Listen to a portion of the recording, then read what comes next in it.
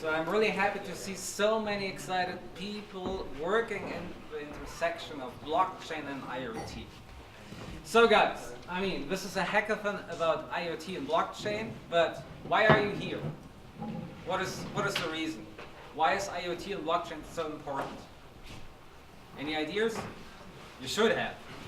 That's the reason why I'm here. Weave. No. Get to know more about this. All right. Okay. Anybody else? Ideas? Well, with financial services on the one hand and IoT on the other hand, I think it is going to run our future economy. That's a very, very good point.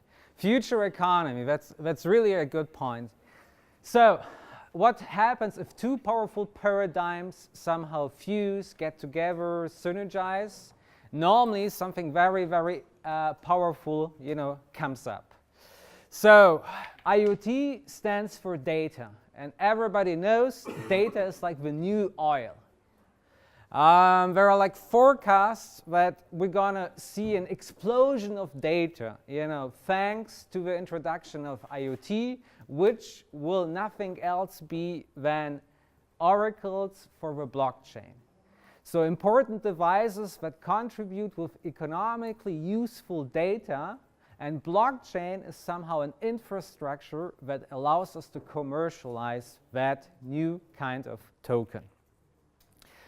So just in order to give you a feeling why data is so powerful and so important, so there are, a bunch of those research surveys, Gartner and how you call them, right? They come up with those super cool statistics, whether there is some truth inside or not, maybe. But let's assume, their forecast is right, then, they predict that by 2019 already, we're gonna experience 32 trillion GB of data. So this is roughly like 32 trillion USB sticks, full of roughly 300 MP3 songs. So much data are we gonna expect. And of course, it will increase because the number of IoT devices will also, exponentially increase. So forecasts, range until more than like 120 trillion GB of data. And then, now comes the important recognition. So it's going to be roughly like 31 to 40%, which is economically useful. So this is not just some kind of data which is a sequence of bit strings, but it has some kind of economic use.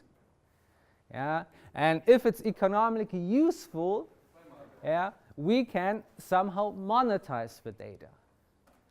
And now we can do some kind of standard math prediction forecasts. So let's assume you would somehow find a magic solution how to harvest the data and make it somehow commercially attractive, and you would have just a small piece of a cake, like just a 0.1% of a market share, and you would just sell your GB for a dumping price of 0.1 cent, you would make a decent revenue of 10 million. But if we do the math, on the other side, which is of course an extreme, and you would assume you would have a larger piece of a cake, but you will still sell the data for something like 0.02 cent per GB. Keep in mind, this is still a USB stick you're selling for that price. You would suddenly reach a revenue of 1.5 billion euros. So, long story told short, data has a huge value,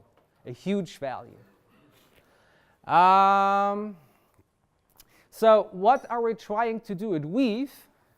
We're trying to build an economy of things such that this commercialization of IoT data through the blockchain can happen. This is the mission of Weave.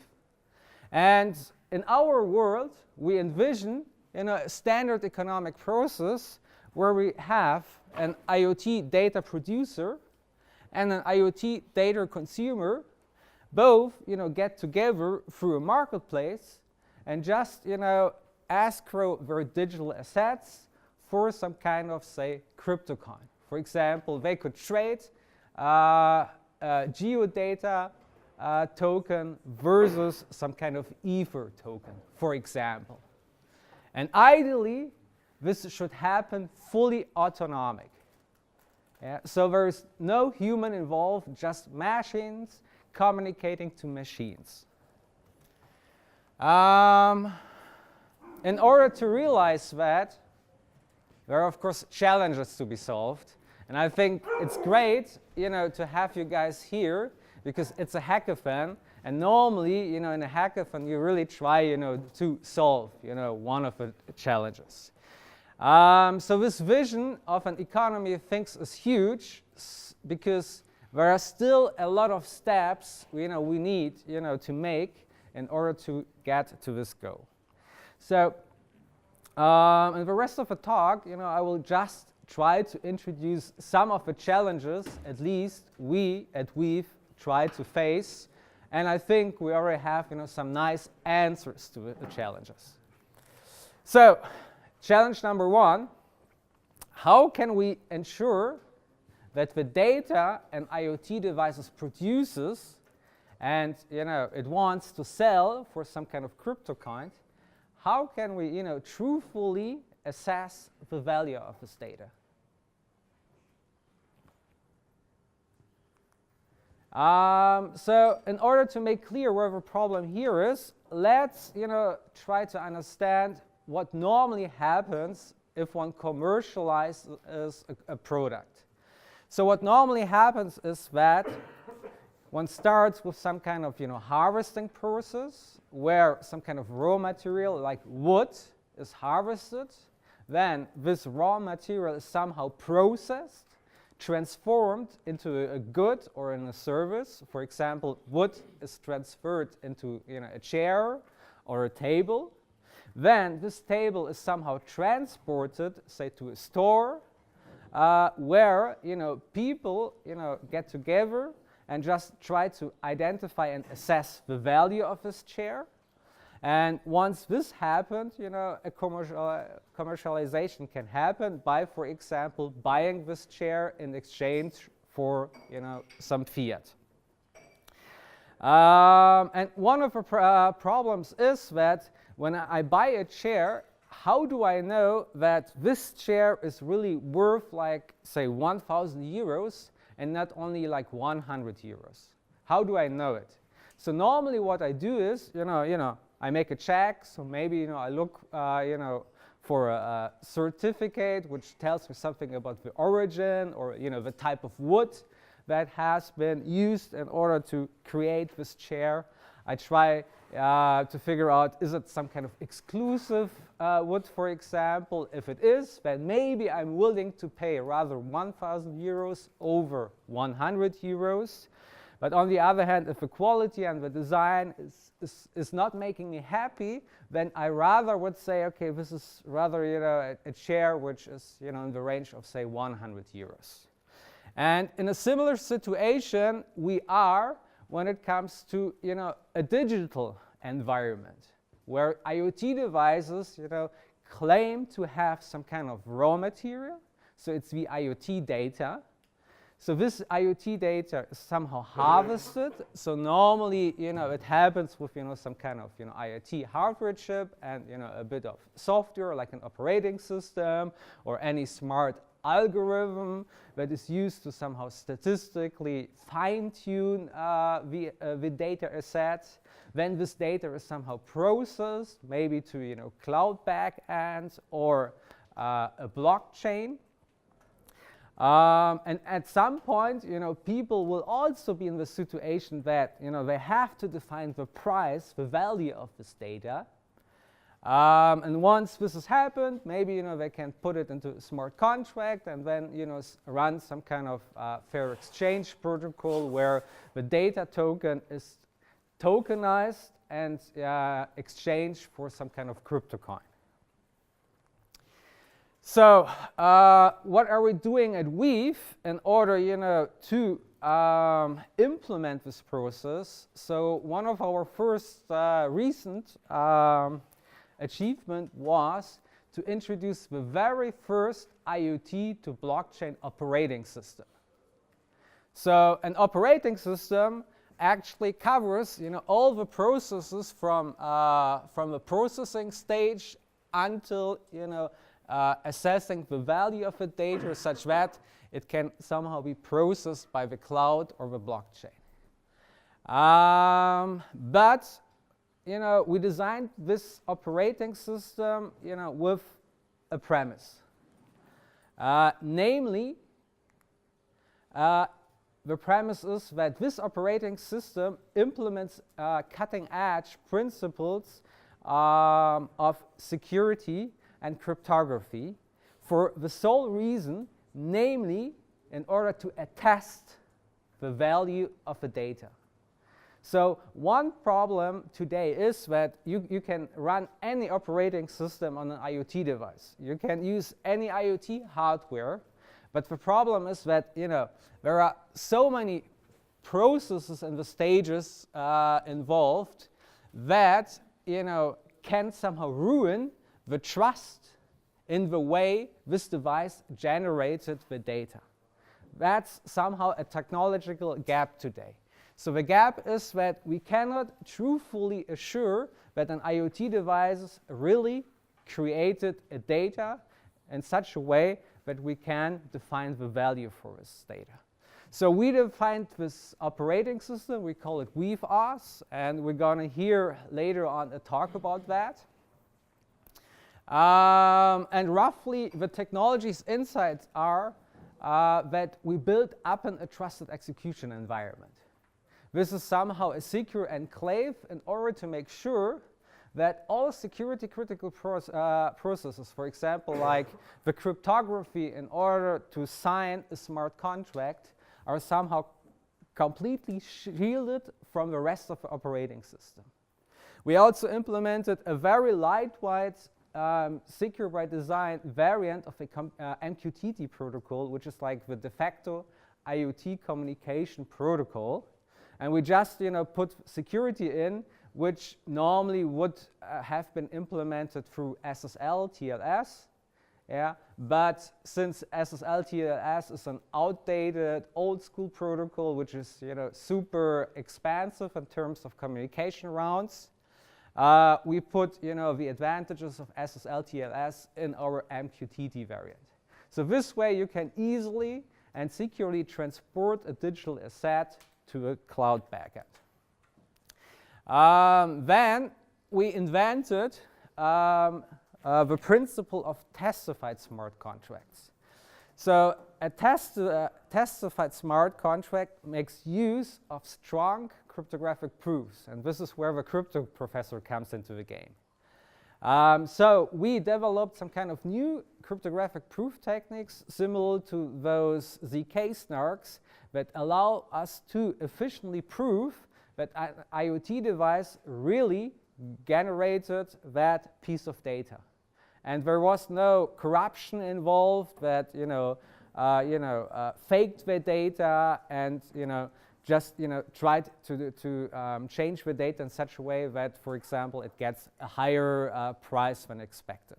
So this is the testimony, and with the testimony and the tokenized data, everybody can publicly verify how this data was generated. And there was no manipulation in the harvesting and processing stage involved. And last but not least, we designed a crypto protocol that allows us to implement the vision of a machine-to-machine economy, where two devices, two random devices, just get together, register in a marketplace, and then just run that kind of supply-demand protocol in order to exchange data token for, say, crypto coins. Questions so far? Do you have an example for data you want to sell there? Or? I mean, that's the nice thing about IoT. You know, everything which, you know, can be digitalized can have a potential value, and if we have it in a digital form, we can tokenize it. Yeah, but standard use cases would be, for example, like, you know, an energy trading use case where, you know, you have a solar panel, you know, it, you know, collects some kind of energy, but, you know, there's no reason for you that you consume yourself the energy, so you would like to sell it to your neighbor. So your neighbor is like the energy consumer, and you and your neighbor, you know, get together and, you know, through a marketplace, you know, agree that you, for example, gonna give him your energy. Another use case would be, for example, that, okay, you're driving with your car, and, you know, once you're on a highway, you have to pay, say, toll. So your car is gonna, you know, pay, you know, the toll fees for you. You're not involved at all. Once, you know, you leave the highway, you might look for, you know, a parking lot. So you're gonna pay for your parking ticket, or your car is gonna pay the parking ticket, and, you know, you have nothing to do with that. So, question? You mentioned that you have a different kind of proof. Can you say two clear sentences about that? I'm curious. Say again, please. You said that you have a different kind of version of a proof. Yeah. Can you say 2 or 3 sentences more about it? I'm curious. So it would easily become, you know, technical. So I suggest let's talk about offline. All right. Yeah, I'd be happy to. Okay, good. More questions? Can you go one slide back? Of course. Like the lowest layer is the ARM processor. Right.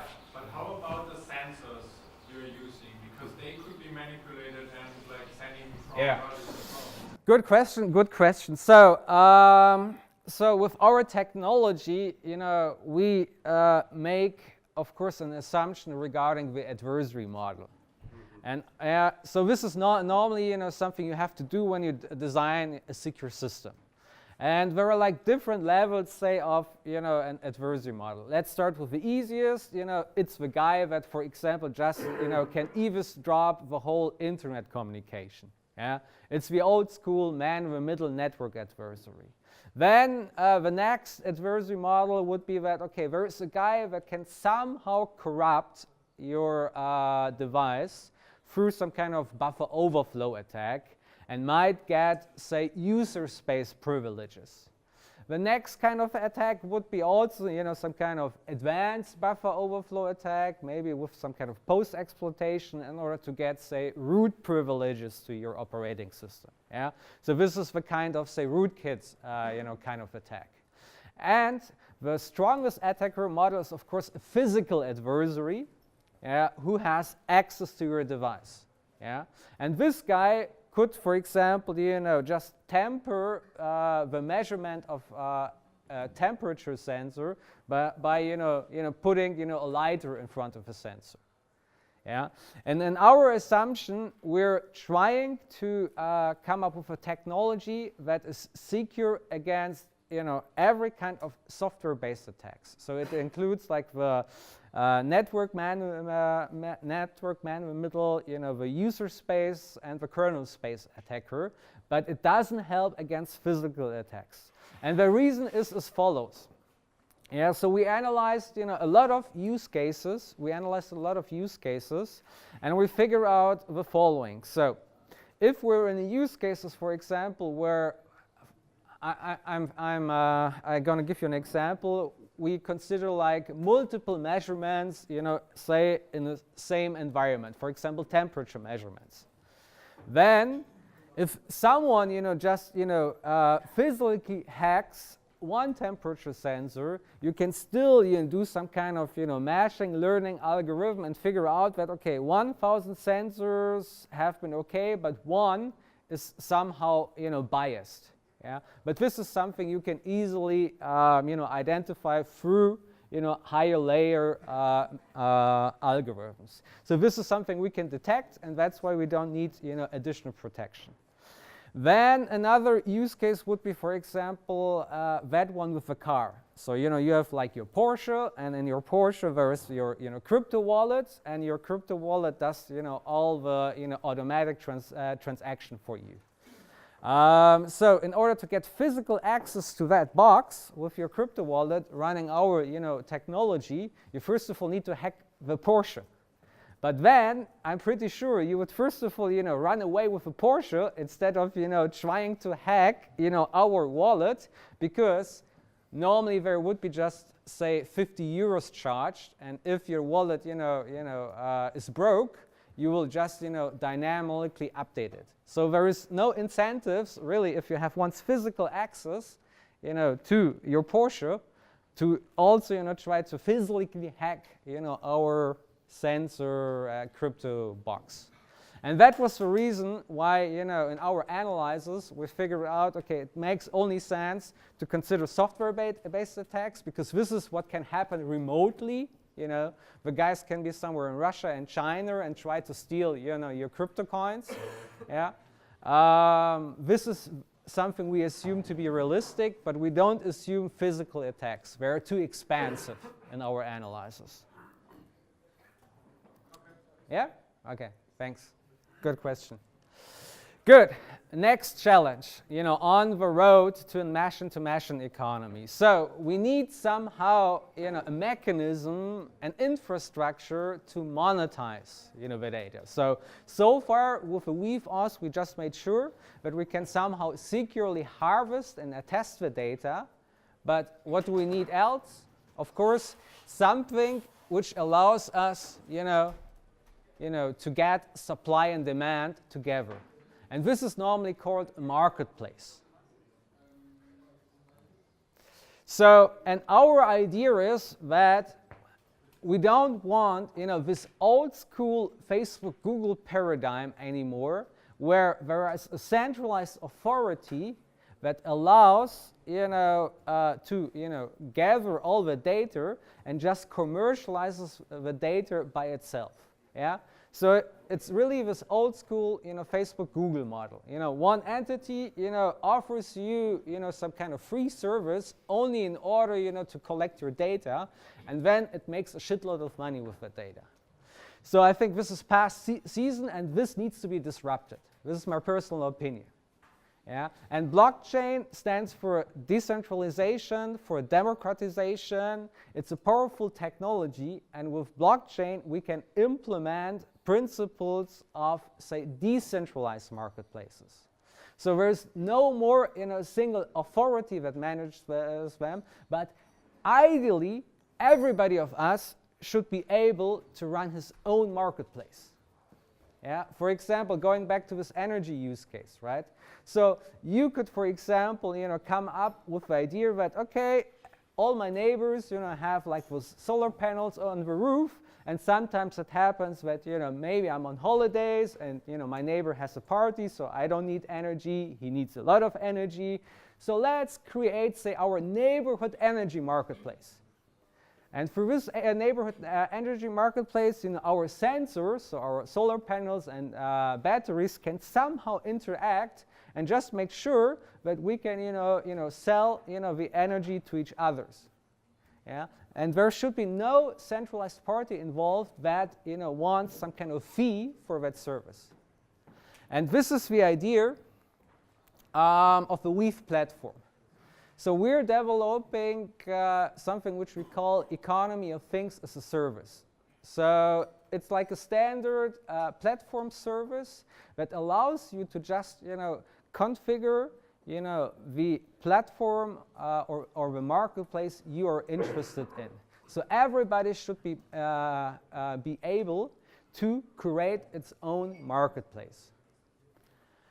Because we believe that only with that decentralized and democratic approach, we can make sure that the true owners of data, which are us, can really, participate in that economy, and not like, the big Google and Facebooks.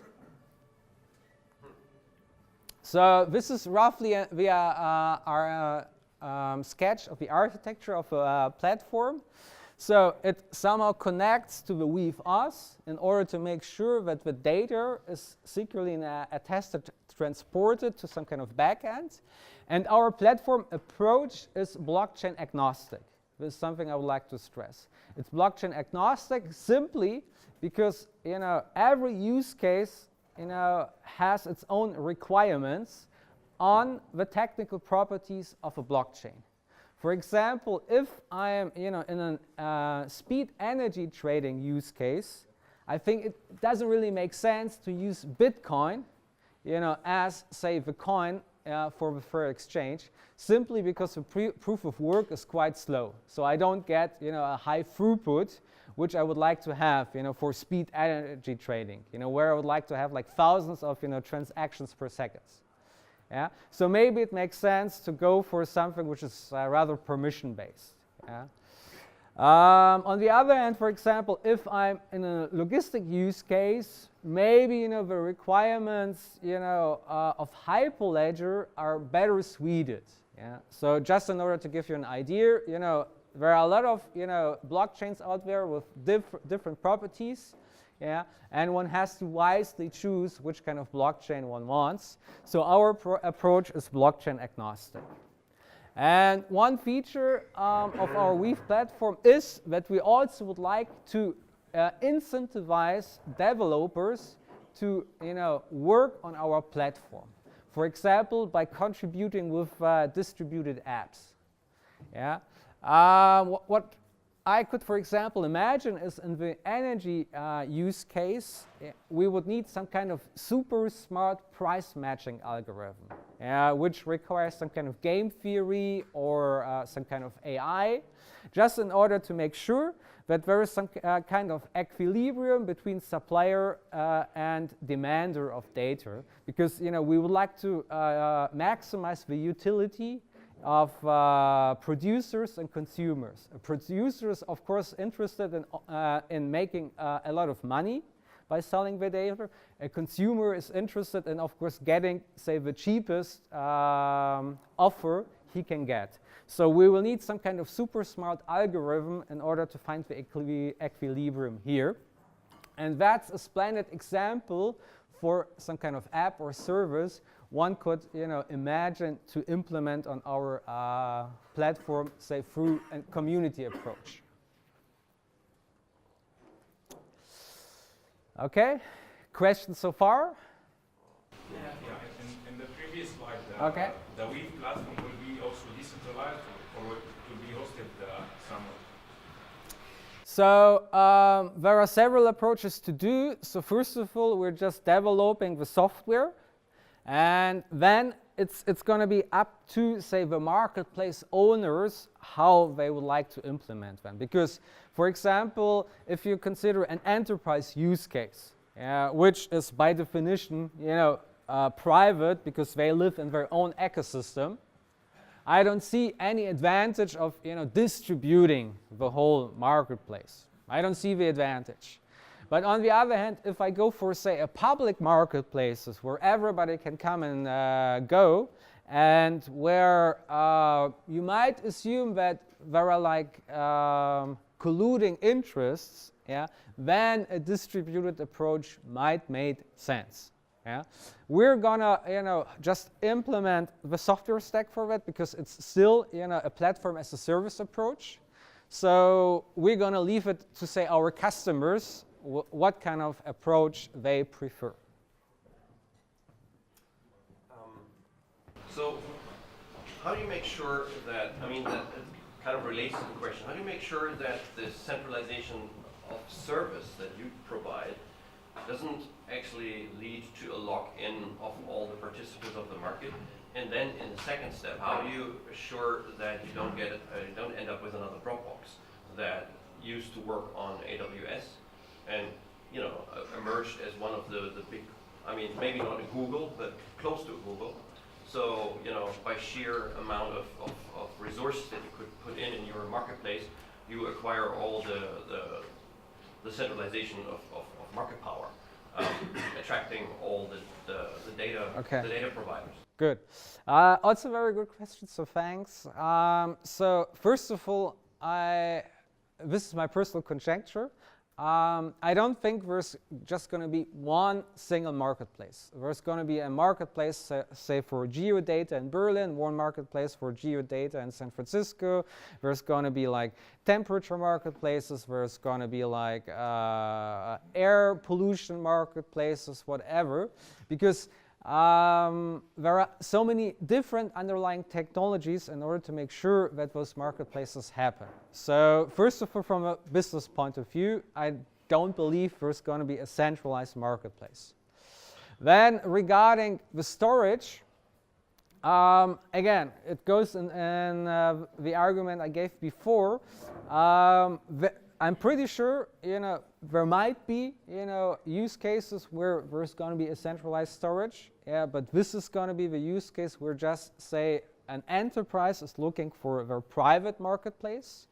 But if there's gonna, some kind of use case where, we're gonna need a more democratic approach, then naturally also people will be interested in having a distributed storage mechanism. Yeah, so I think it's always use case specific in order to figure out how much, say, distribution versus centralization is really technically necessary.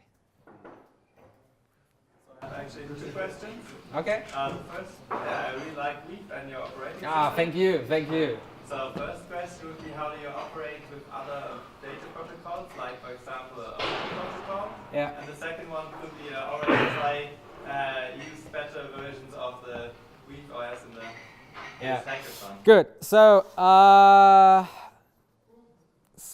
just in order to make the answer short, today at 2, I'm gonna go over again to Oceans people, and we're exactly gonna discuss that.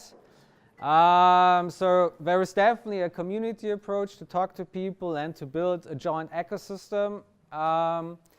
We're definitely going to talk about that. And the next answer is that we're going to somehow build our ecosystem based on an Ethereum base layer. They already did it.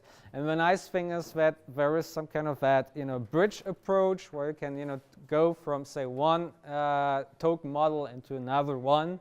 And this is also something we'll intensively discuss. Yeah? Can we use already here some trial of a weave OS? Or? Yeah, so well, we have a running version on our GitHub. Link should come later. There's going to be a talk only about that. And the devices over there, should be, also, at least part of them should support the weave OS operating system, so you can, play around with that. Okay? Just one question. Sure. Last slide, please. You guys really like this slide. If I'm, as a consumer, act on your IoT marketplace, Yeah. how is it assured that I don't get some malware where they are interacting with smart contracts or something else? Because other people create their own dApps, and then as a consumer, I just have to rely on the dApps and on the security of the dApps. Okay, so I would even formulate a stronger question. How can I make sure that I don't get, say, fake data? Yeah? Okay. So one approach was really to use that kind of weave OS, which comes with the testimony, which is some kind of cryptographic proof. Because this is exactly, a game changer, you address. Yeah. Exactly, right? So that's why we came up with weave OS, just in order, to cryptographically implement, the data oracles. But now you could argue, okay, but not all devices, will, run our weave OS because they don't support ARM Truststone. Then I say, you're absolutely right. So we need to find a different mechanism how to incentivize, say, high quality data provision. Yeah? And this is exactly the third challenge I'm now going to talk about. Yeah? Okay, so before we go ahead, one more question. Oh, okay. So I have to now, do a speed run. Good. So big problem. Let's assume we would like to feed marketplaces with data, but we don't have the weave OS, we don't have strong cryptography. So what else is left? And here comes the magic: crypto economic mechanism design.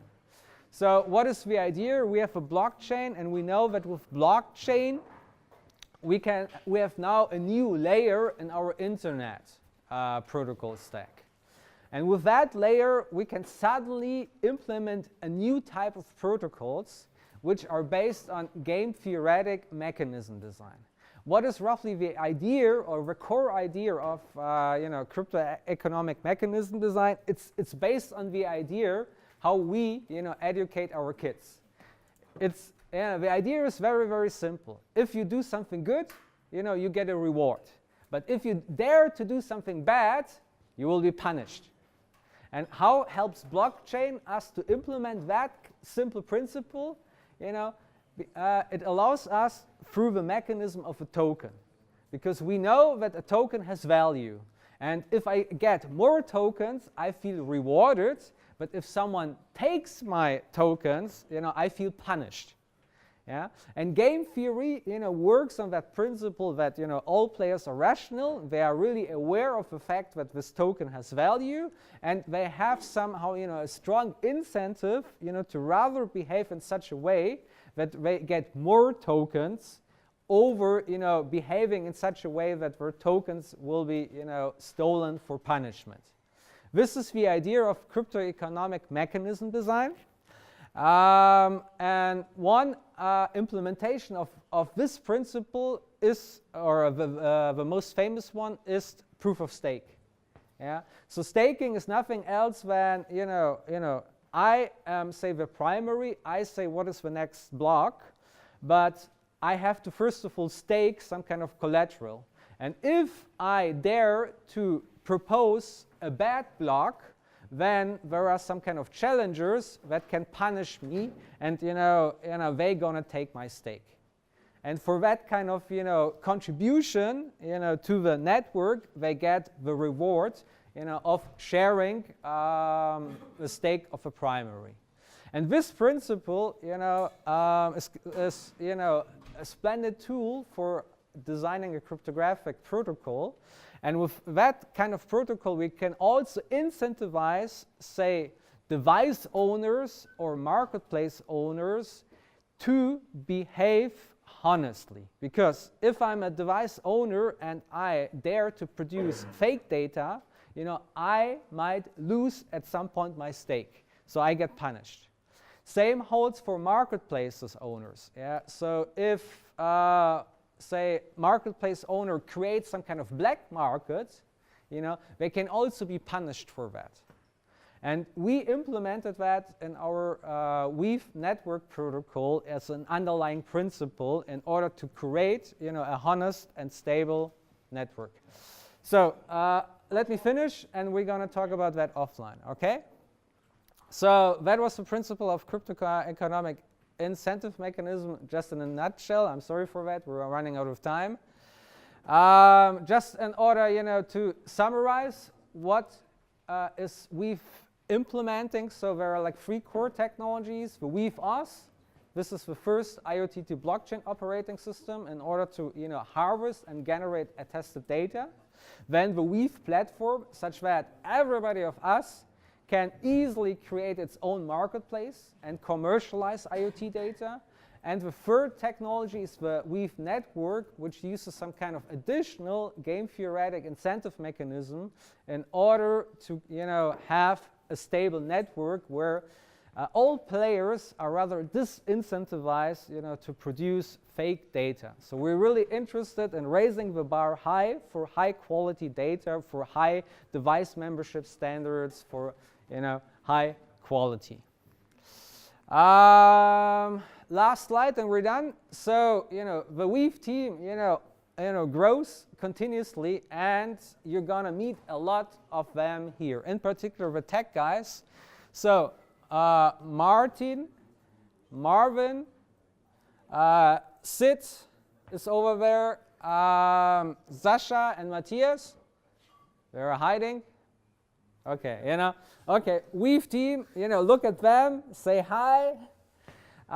If you have any questions, you know, during the whole hackathon, you know, that's why the team is here. You know, get in touch with them. You know, try to grill them with challenging questions. This is what they love. This is their footer. And you know, I'm looking forward to a great hackathon with you guys. Thanks a lot.